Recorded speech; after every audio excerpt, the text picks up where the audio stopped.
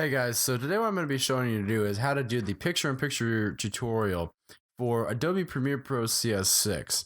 So what I'm going to do is I'm going to basically go into my Premiere Pro file project. I've already brought up my entire source monitor page from where I've been working at for the past couple of days, and I'm going to start showing you what you can do with the picture-in-picture quality that Premiere Pro really utilizes.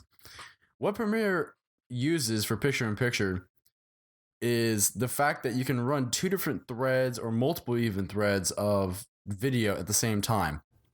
So what I'm going to do is I'm going to pull in, I've got some GoPro footage. We can see there's a 29.97 frames per second. That's standard 30 frames per second with backwards compatibility to older televisions for that 29.97. It's 1280 by 720 non-anamorphic. So it's going to be a really good video that I can use if I ever need to do something. So just for the sake of things, let's go ahead and cut this down. This was from an earlier project that I've already done. So I'm going to go ahead and just cut that down to, say, 30 seconds. Okay. So now that I have this cut down, I have this entire video. I can play this video straight out of that. And it starts to wobble a little bit just because I'm running a lot of different things in the background.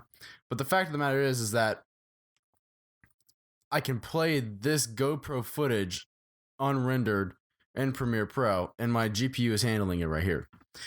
But what if I want to put in something funny? Like maybe my cat drinking water. Or say maybe my cat's fighting.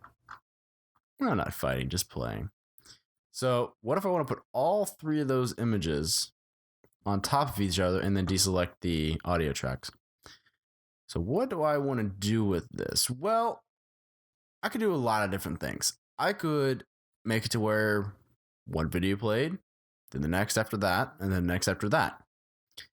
The problem with that, though, is that I'm singling my videos out. So what I want to do is I basically want to choose the option to have both videos playing in the same time and have no adverse effects. So what I'm going to do is I'm going to go up to my effects control panel, and again, I'm working in my FX workspace, which is one of my favorites in Premiere Pro. I'm going to go over to my presets. I'm going to go over to picture in picture, or otherwise known as PIP. I'm going to go to 25% picture in picture. And for what I like to utilize, I like to utilize Photoshop techniques and use the upper right hand corner. You can do a lot of things. You can animate it. You can scale it down from the full size, scale it in, scale it out, scale up to full, spin or spin out. I just choose a regular old pip. And I go ahead and put that on the layer. So now what that allows me to do is now I can see that that file, the video 2, now has a picture-in-picture emotion on it. So I can see that that's now playing inside of the original GoPro video footage right here that I have. But it's too small. So what do you want to do? Well, we want to come up here to my motion. Now we're running at 1280 by 720. So this video right here, if we go back to our source monitor, this video I pulled in is 2980 frames per second at 1280 by 720 non-anamorphic. So that's not going to be a big problem for frames per second because there's not that big of a difference in frames per second. But for some reason, the size is too small. So what I like to do is I like to go into my video effects portion on the clip that I'm in, this clip. And I like to go to my motion. I like to scale it up a bit. Okay. And then pull it over just a tad. And then pull it back up. Okay. And then I'll scale it back down a little bit. Bring it back up. And then bring it back over. Okay. So now that I've done that, I can see that that's running. Let's see if it'll run smoothly. Yeah, it does a fairly good job. So now that I have this, what about that third video that I wanted? Maybe I want to put some GoPro footage behind in the background. And then maybe in the foreground, I can put my two cats. Hey, that sounds like a good idea. So now that we can select this layer, we turn this layer on. Now where's our video gone? Well, it hasn't gone anywhere per se. It's just underneath it. Just like in our Photoshop techniques, anything that's on the lower layers below something is going to get covered up by the top layer right up here. So we're going to use picture in picture yet again. But this time, we're not going to do the upper right. We're going to do the upper left. So now we're going to take that, pull it onto there.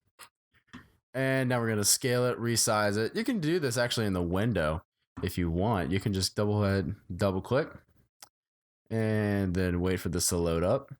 Yeah. See, there you go. So now what I can do with this is when I'm on the video image itself, I can go ahead and scale it up. A little too much. And then bring it over. And then bring it up. So right now I've got 3 different video threads running, all at 720p, full frames per second, no lag, and I'm using picture in picture.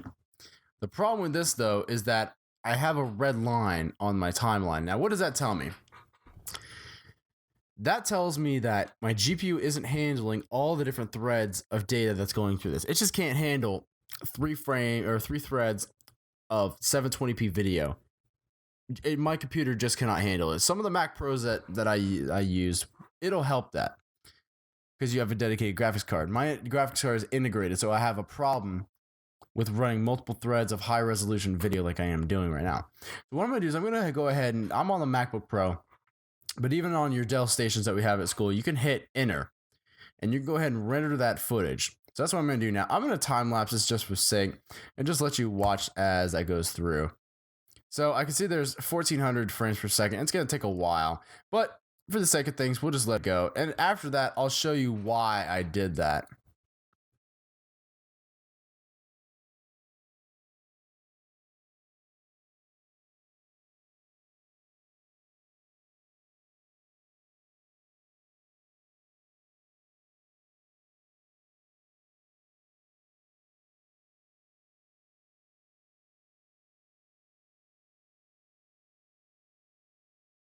Okay, so now that we've done that, what we wanted to do with that whole project was render it so that it was able to play seamlessly back in our source monitor just by utilizing the rendered software inside of Premiere Pro. And basically give you the entire effect of having all 3 threads of video playing simultaneously, seamlessly. And that's the whole point of using picture in picture. Let me go ahead and give you a demonstration of how that's so much smoother and how much you can use with picture in picture and just create crazy videos. You don't even have to limit yourself to 1 or 2 threads of video. I've got 3 threads running here. You can go up to your sequence settings and you can add as many channels for video and audio as you see fit. So you can have as many channels of video if you really want to. I mean, that's going to be a huge file, but you can add as many as you want. So let's see this right here. With seamless playback on all 3 channels, 1, 2, and 3.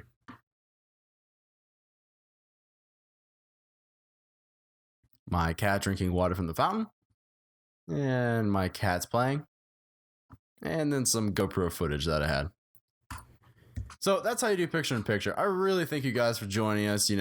Like and subscribe my channel. It's Spencer Rich LPA. If you have any questions, just feel free to ask Miss Harriman or myself. And we will see you next time. Thanks, guys.